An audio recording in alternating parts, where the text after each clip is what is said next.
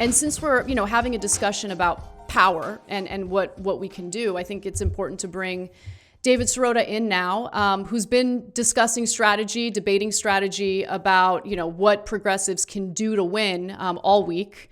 I'm sure you're exhausted by this conversation, David, but thank you for joining us. Thank you. Thanks for having me.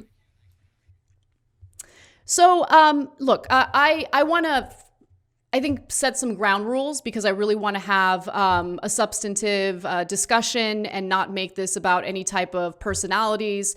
And so this is specifically about strategy and what we can do to use whatever leverage progressive lawmakers have in the House to get things done. And so there has been a proposal to hold the vote for Nancy Pelosi as Speaker of the House. And unless she agrees to taking Medicare for All to a floor vote, then progressive lawmakers should avoid voting for her. And so that's a little bit of leverage that progressive lawmakers have. And there's been a big debate all week about whether or not that strategy makes a lot of sense. And so, David, I really appreciated your piece in, the Daily Poster, where you provided some specific, nuanced examples of other things that progressives can do in addition to a Medicare for All floor vote. So do you want to just quickly talk about what those options are? Sure. I think there's a lot of things that the House Democrats could try to do if they wanted to, and to leverage that vote for Nancy Pelosi. For instance, they don't have to just ask for a vote on Medicare for All. They could ask for a vote on 2 or 3 or 4 bills that are in Congress that deal with the same issue. For instance, Ro Khanna has an existing bill to allow states to help states do their own single-payer Medicare for All programs. And if you know the history of Medicare for All in, for instance, a place like Canada, you know that it started at the provincial level. So actually passing something that empowers the states to take action is historically has been helpful. It engages state legislators. We don't actually know where members of Congress really are on that issue. And we have an HHS secretary, or an incoming HHS secretary, who has said he actually supports doing that kind of thing. So getting folks on record on an issue like that, in addition to a Medicare for All floor vote, is something that you can ask for. You can ask the Democrats and Pelosi and the Democratic leadership to put a letter together, an initiative together, to tell Joe Biden to use the existing executive authority that he will have to expand Medicare in the middle of this pandemic. We haven't seen any organizing around that. I mean, the incredible thing to me, which is sort of sad, is that there's sort of this idea out there that Joe Biden won the election, therefore that's over. So whatever Joe Biden does is fine, and can't really fight it or pressure him, and that we have to focus only for now on what's going on, for instance, in the U.S. House. It sort of gives a pass to Joe Biden, as opposed to saying Joe Biden actually will have the power with the stroke of a pen to expand Medicare if he wanted to. Why hasn't there been any organizing around that? Why haven't the House Democrats, the Democrats in Congress, moved aggressively to put the pressure on him to do that? So that's another thing. The other thing that can be done right now, which is directly right in the House, which I know some people roll their eyes at because it's I guess technical or wonky. I don't particularly think it is to replace the chair of the House Ways and Means Committee with somebody. Right now it's somebody who opposes Medicare for All, and put in a Medicare for All supporter. And that's not a small thing. That's a huge thing. If you know the history of Medicare itself, you would know how important it is to have a Ways and Means Committee chairperson, because that's the committee that oversees the legislation. You would know how important it is to have a Medicare for All supporter in that job. The New Yorker did a longer piece about this, I think it was 2 or 3 years ago, about how Ways and Means Committee Chairman Wilbur Mills, back in the 60s, ended up holding up Medicare singularly for years until he was pressured and convinced to move off that. So there's been those are some ideas, and the problem that I've had with some of the discussion here is that these are ideas to say yes, a Medicare for all vote would be important, but we need to actually ask for more in order to expect to get anything. That what we have learned over and over again from Congress is that if you don't ask for a whole loaf, you probably won't get you won't get a crumb. If you ask for a crumb, you'll get nothing. So in asking for only one thing that is important, but doesn't really put Nancy Pelosi necessarily in a position where she really doesn't want to have to do something. If you don't ask for that, then it's not clear you're going to get much of anything. And the thing that's been disturbing is that even just saying that, which I think is a logical, earnest, honest kind of statement, even saying that has generated recriminations of, oh, people are selling out, people are corrupt, people are trying to help the Democratic establishment. And the problem is that we need to be able to discuss issues of tactics and strategy without it devolving into, if you disagree with me on strategy, or not even if you disagree with me, if you want to add something to the strategy, that must mean you are an evil, corrupt, self-dealing establishment hack. And that is not helpful to anyone. It is not helpful to the movement. It is not helpful to the potential, hopefully, the outcome of actually guaranteeing healthcare to all, an outcome that lots of us have been working for decades on. Yeah, and Nando, sorry, I wanted to just add one quick thing to it because, David mentioned the House Ways and Means Committee, and I agree with you. Out of all of the different, kind of proposals you had in your piece, that was the one that appealed to me the most because the chair of the House Ways and Means Committee is Richie Neal, who is awful. Absolutely awful, and has successfully defeated efforts to end surprise medical billing. He's very much in cahoots with the private healthcare industry, and getting rid of him or shifting the power away from a corporate Democrat and to, an actual progressive is really important in that committee. I agree with you. I don't think that's wonky at all. And let's be clear. I want to just make one point about that. One additional point. That is something that Nancy Pelosi could literally do. She could do that today, now. If she woke up today and was like, I don't want Richard Neal to be the chairman of the Ways and Means Committee, that could happen right now with her essentially singularly. So that's an ask, a demand that she could actually deliver on herself. She can't even, sort of, for the most part, she can't even really say, well, look, I got to get this member or that member to agree to it. She is literally running for speaker. The job of the speaker is to appoint the chair. So that's an ask that's actually even more singularly to Nancy Pelosi than any ask. And I want to ask you, David, because I'm meaning to ask you something about this, because a lot of the focus has been on AOC and her whatever parliamentary kind of maneuver she decides to do on this. I want to ask, because on the one hand, there's this push to get her to maybe withhold her vote against Pelosi to get these concessions, while at the same time there was just the news broke yesterday that there was a secret meeting in which they kind of excluded her from the Energy and Commerce Committee. It's all very kind of inside the Capitol, and it's something that I don't understand that well. And I just wanted to ask you, how much power can AOC credibly threaten Pelosi's speakership? And what did you make of this kind of maneuver on the Energy and Commerce Committee? Look, I think that the who becomes speaker is ultimately, there is a full vote of the House, and each party votes for their potential speaker candidate. Typically what happens is that each party first has a meeting of their committee or their conference, and they have an internal election. Frankly, it's not binding. The only binding election is the actual official House vote, but they have a non-binding intra-party election to say, here's who is our speaker designate that we'll put on the floor to vote on. And so in theory, if enough Democrats withheld their vote for speaker, for their own party's speaker designate, then neither party would have a majority necessary to elect a House speaker. And things can get haywire at that point.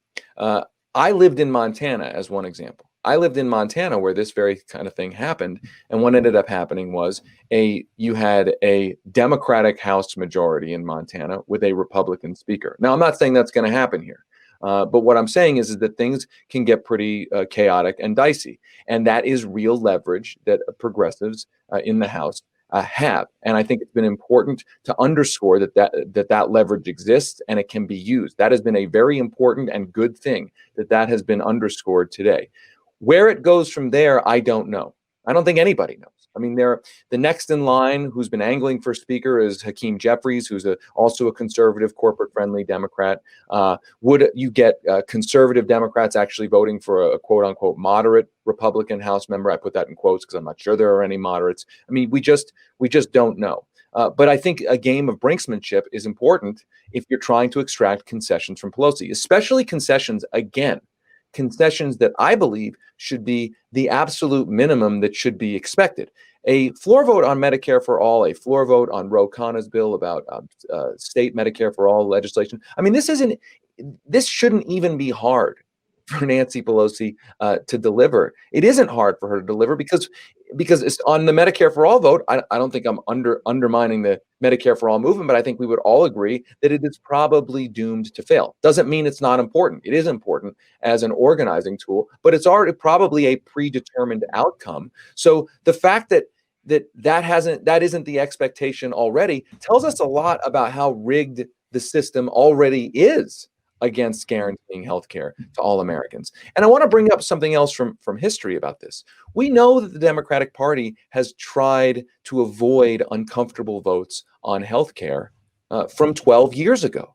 I was thinking about this last night. I was remembering the history of this. 12 years ago, there was a whole effort to force the Senate Democrats to vote to allow a floor vote on a public health insurance option, something that's even more modest than Medicare for all. I was part of the campaign here in Colorado to pressure my Democratic senator to use his power, because every senator had the power, to call for an open floor vote on a public option at the end of the debate on the Affordable Care Act. And not one Democrat stood up to even call for a vote. Now, there was a strategic argument there. The argument was that if we allow for amendments on this bill, it will allow the Republicans to offer amendments. And if the bill gets changed, it will go back to the House. And the Affordable Care Act itself, the whole bill, may end up getting taken down. I didn't agree with that strategy. I absolutely didn't agree with that strategy. I thought that argument was wrong. However, and this is an important point, the people who were making that argument, I didn't think that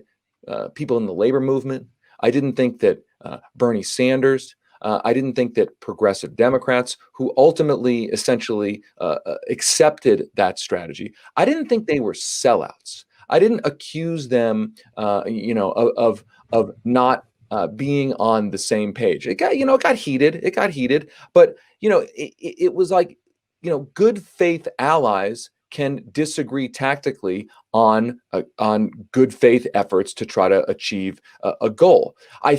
But I also think at the same time that back then the Democrats created the situation by which it was harder to even get a vote. In other words, it wasn't coincidental that just getting an open floor vote in the Senate on a public option was considered controversial or potentially strategically dangerous. That was, in a sense, an engineered situation to try to prevent a vote. So all of that goes back to the idea that while a vote at one level on any of these issues should be an easy ask, there is a clear pattern, a history of the Democratic Party not even wanting to hold an open vote on these issues. And I think it's because ultimately they don't want to get crosswise with a very powerful industry, the healthcare industry.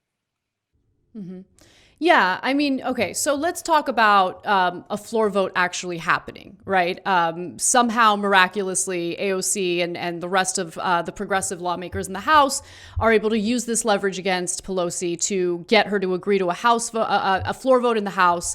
I think everyone agrees that it's unlikely to pass, the Senate. So the argument is, well, the floor vote is important, even if it's not going to pass in the Senate, because at least in the House, we'll know which Democrats are real about wanting to pass Medicare for all.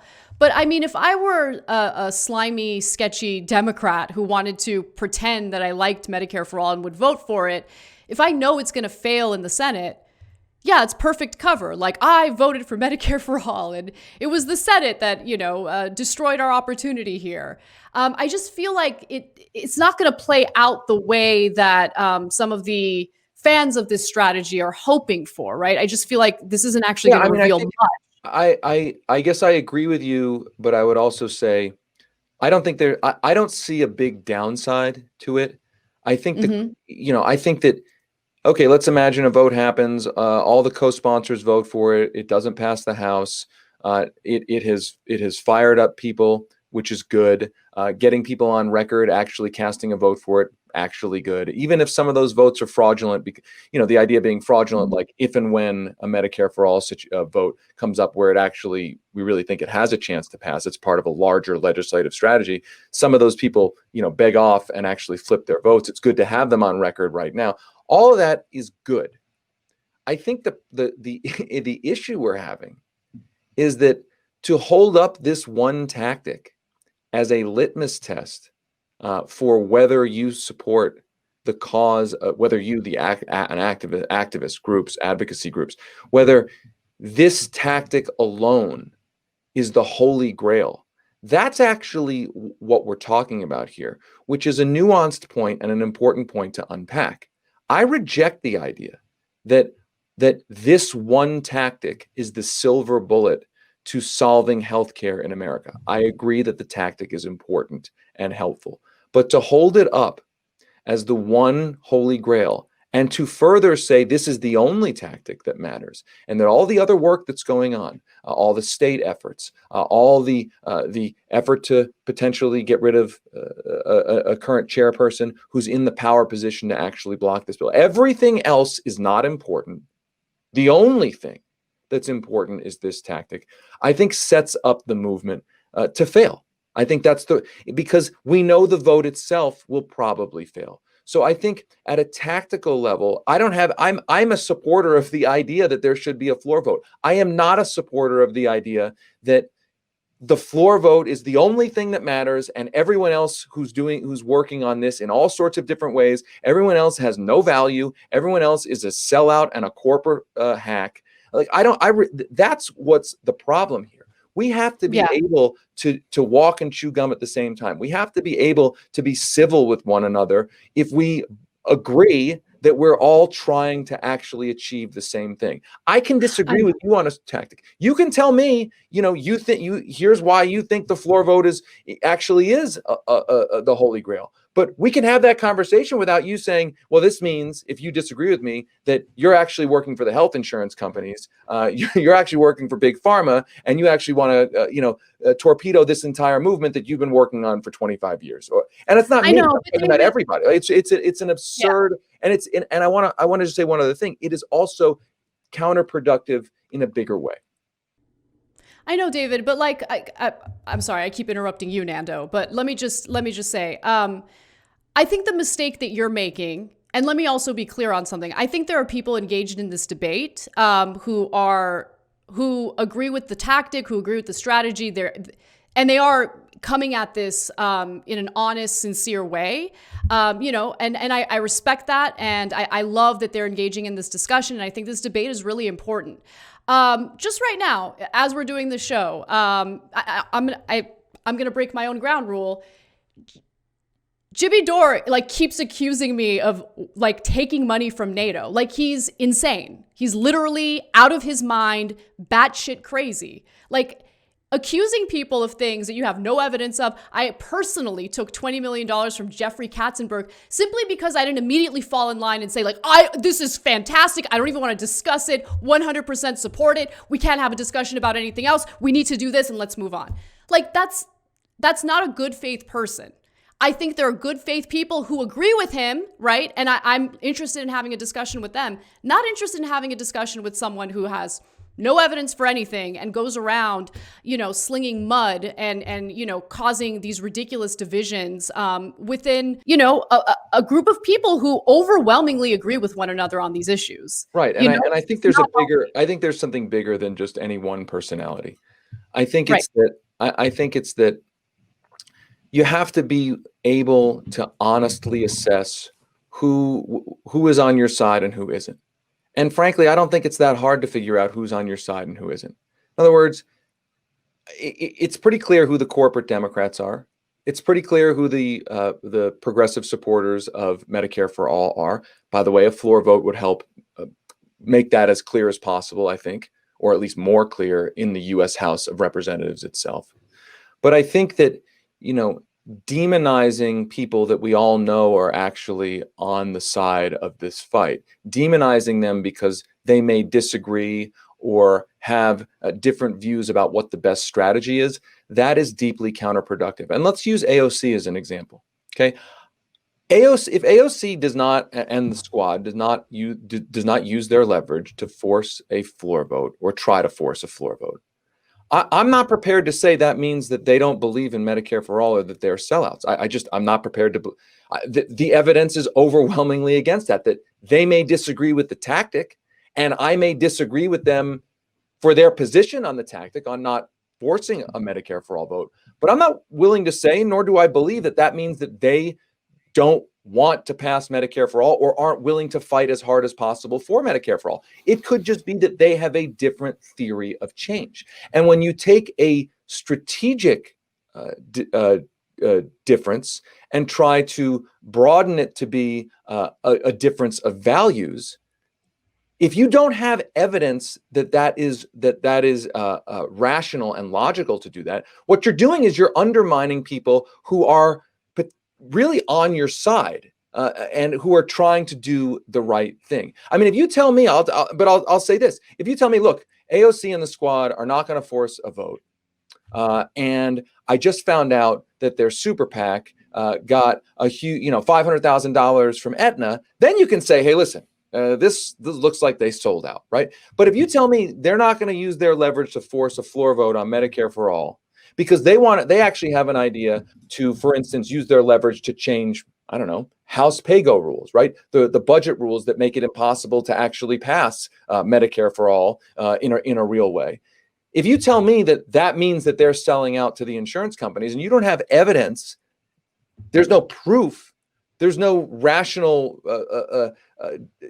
documented proof that they're acting in a nefarious way, then asserting that they're acting in a corrupt, nefarious way is both not really credible and also deeply destructive to the larger movement. And again, this is a movement that has been going on for a very long time. Now, I know there are critics out there who say, well, look, anybody who's been working on this for a long time, it means that you don't know what you're doing because we haven't passed Medicare for all by now. So all the work you've been doing for the last 20, 30 years, actually it proves that you're pathetic and a failure because you haven't passed Medicare for all yet. Well, that writes out the history of how powerful the interests really are. That writes out the history of every social movement that takes decades to achieve its goals. And so my point is, moving forward, is to try to understand who our enemies are, who they are, who our allies are, and understand that among allies there are going to be disagreements and there are going to be vehement disagreements.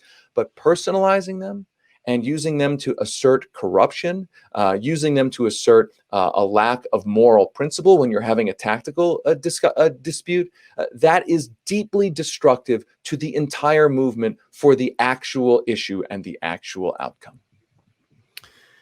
Yeah, and the other thing that's kind of been on my mind about this whole debate is the sort of over focus on just internal parliamentary maneuvers. I mean, you mentioned the passage of Medicare in the 1960s, and when any big, broad policy like this has been passed in the past, a bunch of like what we would call "quote unquote" corporate sellouts voted for them. You know what I mean? And it was just because they were forced to by a sort of shift in the balance of power from forces outside of the halls of Congress. I mean, Lyndon Johnson has a very mixed record as a senator in the sort of things he believed and the things he supported and the things he crushed often when he was a senator, and then he oversaw the passage of Medicare.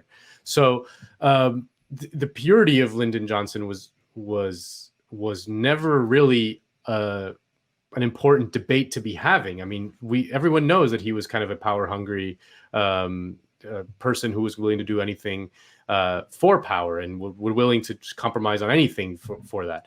So, but it was the shift in conditions that came after decades of organizing a powerful labor movement, a civil rights movement, things like that were able to shift the political terrain outside of the halls of Congress, so that a bunch of these, what we would call corporate sellouts, ended up actually voting for it. So it just strikes me as like an overfocus on this as some sort of tactic that's going to essentially be kind of like a Game Genie cheat code in the Nintendo game, and skip 3 or 4 levels.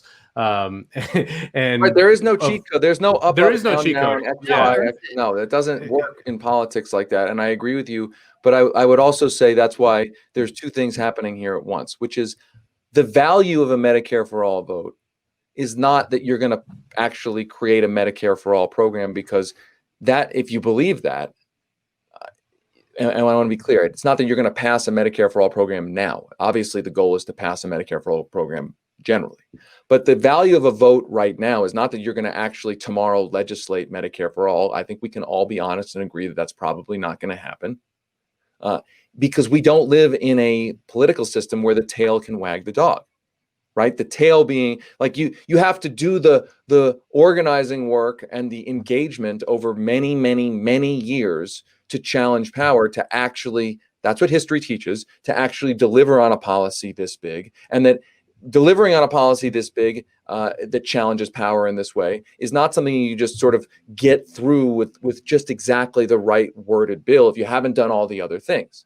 But I do think the value of a vote is for those other things, right? So to have a vote is one of many different things that can be done to help add fuel to the larger movement. And so that's why it's important, but it's also why if you hold it up as the Holy Grail, you're being dishonest, right? It can be important and also not be the Holy Grail. Pushing for a vote right now can be an important thing to do right now, but saying that it's the only thing we need to do, and then when it fails, being crushed and saying, well, it failed, so I guess we're done. That if you frame it that way, that's not helpful to the long-term cause. It is one step, an important step, but it is one step. Okay, perfect. So that leads to the question that I have, because I don't know, maybe I'm missing it, because I think a floor vote is fine. And I think that every argument I heard about how it can be quote unquote damaging isn't strong enough to convince me that we shouldn't have a floor vote. But my question has been, okay, then what comes after that? So if it fails, what do we do? Like, what is the plan? Because, as Ryan Grimm mentioned in a thread, he writes, consider the fact that the left basically has no power right now.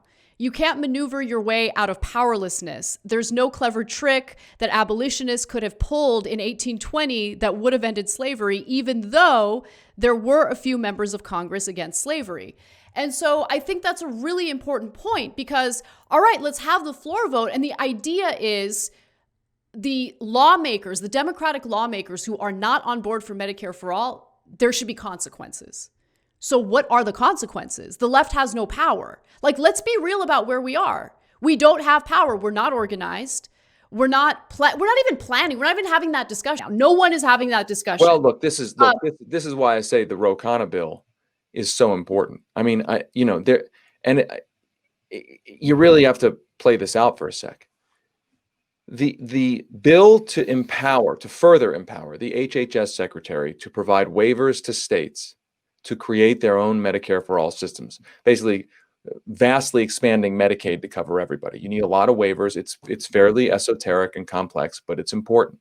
The reason why that is so politically important, separating out the details, is because it would then empower hundreds, if not thousands, of state legislators to become deeply engaged on the issue, because it would give them agency to actually take action on this in states across the country. If you think like a movement person rather than only a media spectacle, if you're thinking about the power dynamics here, giving state legislators, and this is just one example, but giving state legislators the power to say, hey, if you pass a Medicare for all or single payer program in your state, you will get those necessary waivers to actually fund what you are doing. You have now empowered those legislators to become community and state advocates for this policy in a very real way. Not rhetorical advocates, but actually legislative advocates, advocates who can go to their constituents and say, I am trying to do this right now that would create this here in our community. So when you ask the question, what comes next? That's exactly the right question to be asking. And that's why when I wrote my article about all the things that can be done, that's what was on my mind, right? One thing, empower state legislators essentially to go out and be campaigners for this in their own communities in a concrete way. That is a policy point, and it's also a political point. The primary point that you brought up, a Medicare for all floor vote would clarify, or at least better clarify, who is willing to align themselves as publicly as possible, who in the House is willing to align themselves as publicly as possible with Medicare for all. It would give us more detail than just the co-sponsor list.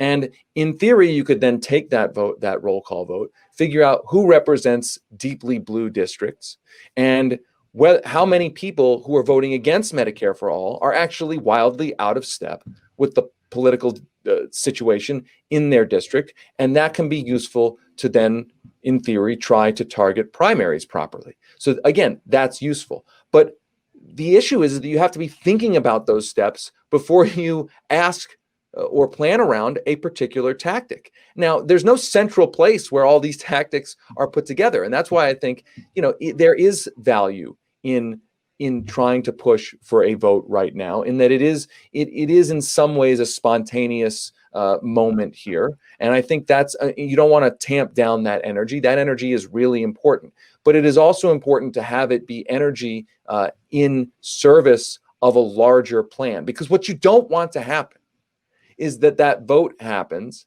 it gets voted down, and then everyone says, I told you, see, the system is corrupt. We should all just, disengage, disinvest from the entire system, and ends up being a demoralizing event, and it ends up being a moment of really nihilism. Now, look, I'm the first person to tell you that the system is corrupt. I report on corruption literally every single day.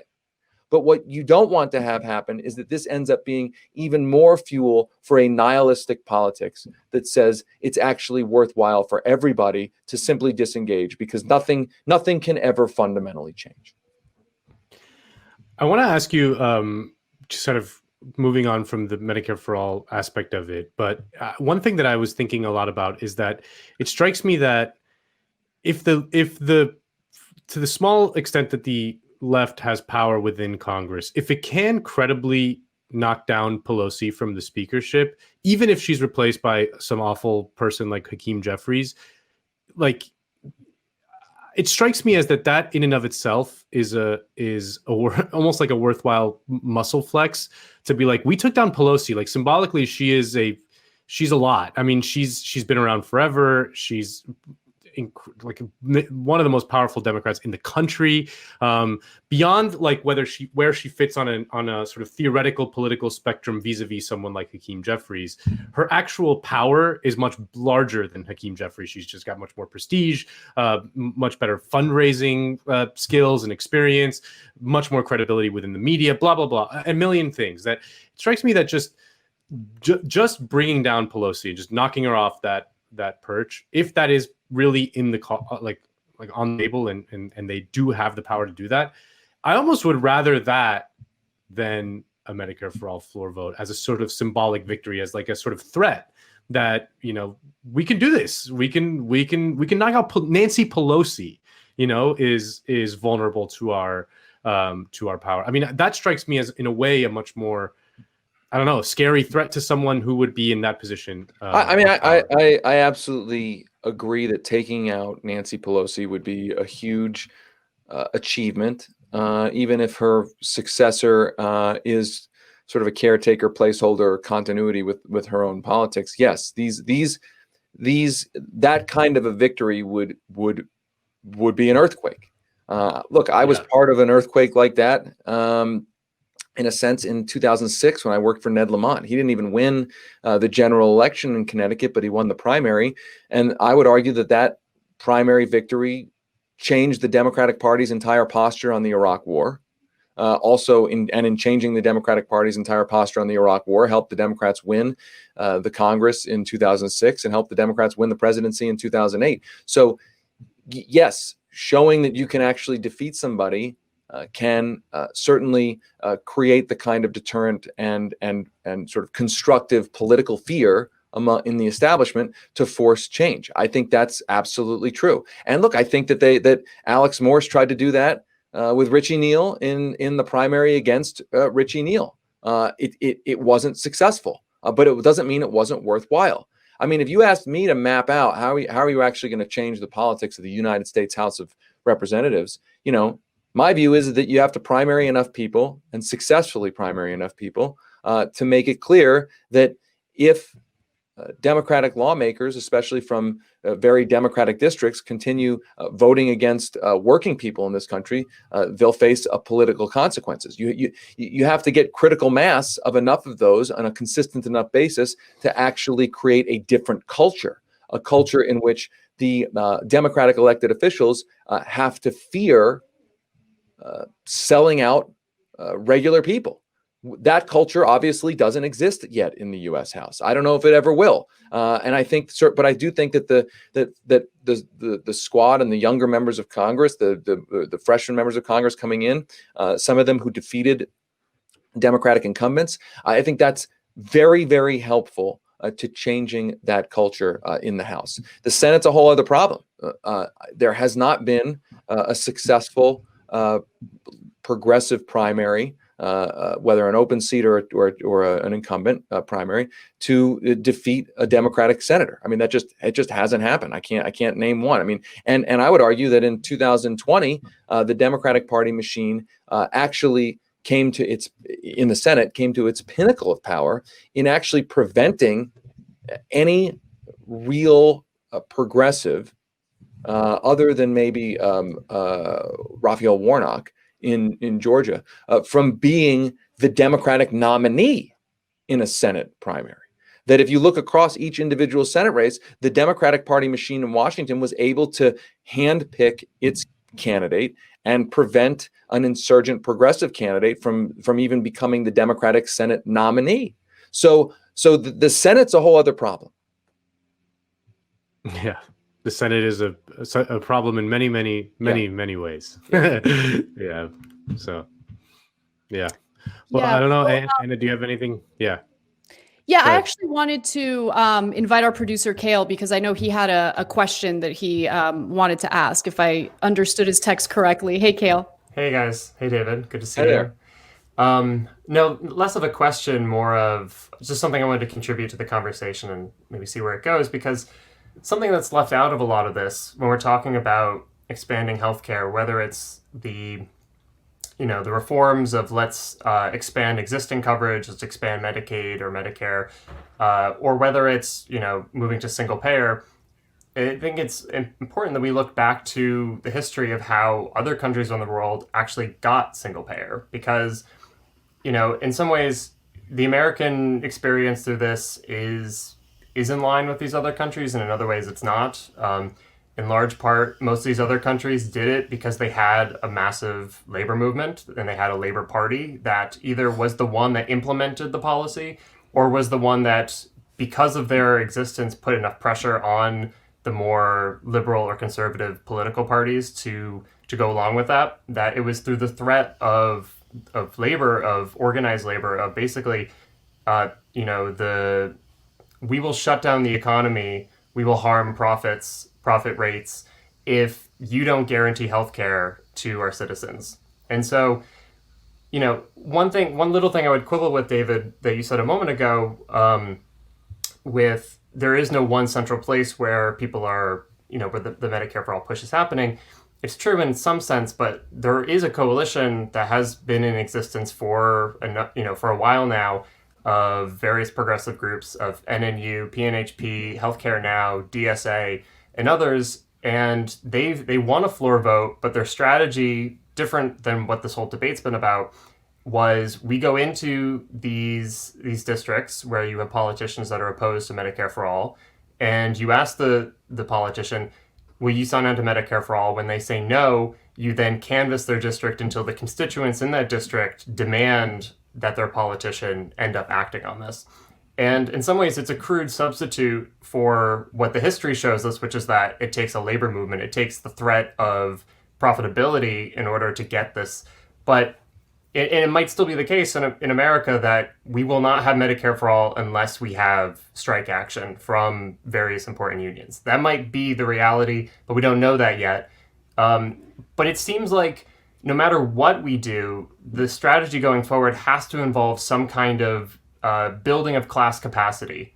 That whether it's, these reforms to expanding healthcare have to in some way lead to our base of people that are on our side, working people, and kind of a broader constituency of some middle class people, that they have to be able to accumulate power through this process. They have greater autonomy to fight more, in the off hours when they're not at work, or unions don't have to bargain have to be in such a precarious bargaining position with their employers so that they can then demand more, whether it's through healthcare or other, on other fronts as well as wages and working conditions. But it seems like all of that has largely been lost so far in the debate that has been happening for the last week or so, that it's mostly been about, what do you think? What do you believe? How do you feel? What's in the minds of someone else? And not what are the actual social forces necessary to actually carry this fight forward? Whether it's, in one fell swoop, or whether it's, chipping away at this process. Well, sorry to throw so much on you. Yeah, there's a lot to unpack there. I mean, I would say that, ultimately the political system responds to the pressure brought to bear on it. And right now, the pressure that's brought to bear on it is mostly corporate pressure, mostly corporate influence. The organized labor, the proverbial left, if you will, has such little power in comparison to the power of essentially corporatist politics. So essentially what we're really talking, the inability to pass Medicare for all, even though polls show that Americans, if you ask them, say they support government guaranteed healthcare, the inability to actually get Congress to respond is a reflection on the lack of organized power on the left that exists. And so anything you can do to strengthen that power will ultimately, in theory, help you better able to achieve something like Medicare for all in the Congress. But the unfortunate thing is that a lot of people want easy solutions, and I get it. People are impatient, and progress takes a long time. It's unglamorous. It's a slog. It's not something spectacular. It just takes years and years of work. Electing a city council person, electing a state legislator. These things are not super high profile, but they're important because those, city councilor becomes the next congressperson, who becomes the next senator, who becomes the next, president, et cetera, et cetera. And I think that we're encouraged in this culture to want instant gratification and think that there are these, cheat codes, if you will. I like that metaphor, that there are these cheat codes to just make this all go faster. But our history, and it's not just our history, it's human history. I mean, literally, human history has taught that that's typically not the way things work. And I wish I had a better answer to that. I don't have a better answer to that. I do think, though, that the current economic crisis is probably going to accelerate the potential for change. And that's both, I'm not rooting for the economic crisis. Obviously, it's awful. It's a horrible thing. But I think it offers a potential for opportunity, but also a potential for peril. And I wrote my second book basically about this. It was called The Uprising. And the premise of the book was basically, if essentially the left and right are having a competition for who can best channel the righteous an understandable outrage of the population at a political system that is owned by big money.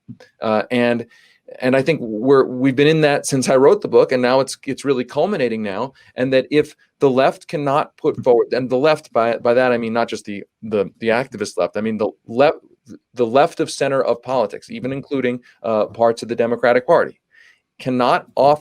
refuses to offer up a program that will actually deliver material gains for people, then the right will opportunistically purport to put up such a program in order to gain power for itself. I think that's what happened with Donald Trump. I think that's what will happen with the next Donald Trump, who could be even more dangerous if we have 4 years of Joe Biden essentially making sure that nothing fundamentally changes. Those are his words. So I think we are at an incredibly important moment right now that will determine potentially the next many decades of our politics in ways that could be either exciting and positive or terrifying and deeply destructive. Well, David, thank you for taking the time to come on our show after doing so many other shows all week talking about the same issue. My pleasure. My pleasure. Yeah. I really appreciate the conversation. It is an important conversation to have, and I think the debate is healthy as long as those engaging in the debate are, doing so in good faith. Well, I forgot to tell you, I'm doing this interview I'm sitting on top of a giant pile of gold coin. I'm you too? go back to my job, shilling for the establishment. I've got a lobbying meeting. The problem is, it's my back support is no good. I got to build an ergonomic chair on top of them. And, I'll let Bhaskar know that he's got to talk to Bezos again. And totally. It's Soros. Don't worry, guys. Yeah, Don't we worry. get accused of Soros. I'll share my NATO money. Okay, good. Excellent. It's amazing. Thank you for having me. I really appreciate it. Have a good rest of your weekend. Okay, take care. You too. Bye.